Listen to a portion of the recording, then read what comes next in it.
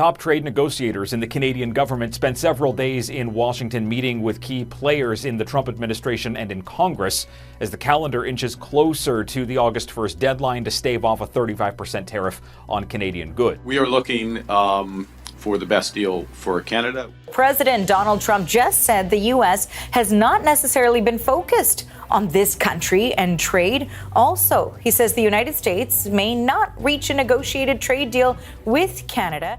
We haven't really had a lot of luck with Canada. I think Canada could be one where they'll just say tariffs, not really a negotiation. We will only sign if it is the best deal for Canada. The whole White House was taken aback by Canada's Ministry of Finance's stern but icy statement, which totally declared the August 1st deadline, which the Trump administration had been adamantly promoting, to be invalid. More than 35% of Canada's key exports are now being hit by U.S. tariffs. Steel, aluminum, lumber, cars, energy, all of these are being targeted by tariffs that range from 25 to 35%. It appeared that Ottawa would have to concede. But no, Canada remained silent as of the end of July.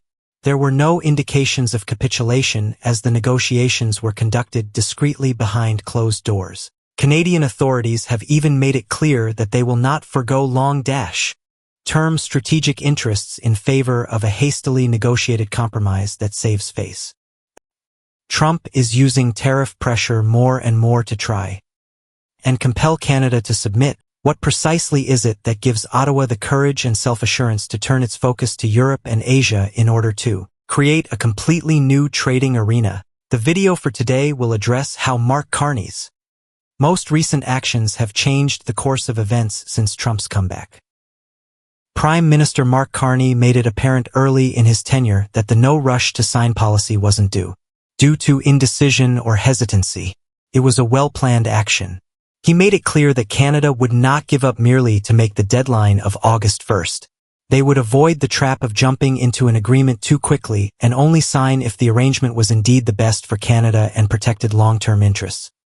While the United States is always changing the rules of the game, when Washington imposed 25% tariffs on steel and aluminum, 25% on cars, and even threatened to increase them to 35% for items that did not comply with the USMCA on August 1st. Carney's response lacked the theatrical flair Washington had anticipated. Ottawa planned a counterattack in silence rather than in a frenzy. After preparing for a full-scale tariff war, provinces like Alberta, the oil heartland, and Ontario, the industrial center, were among the first to say they would not back down. Thanks for watching.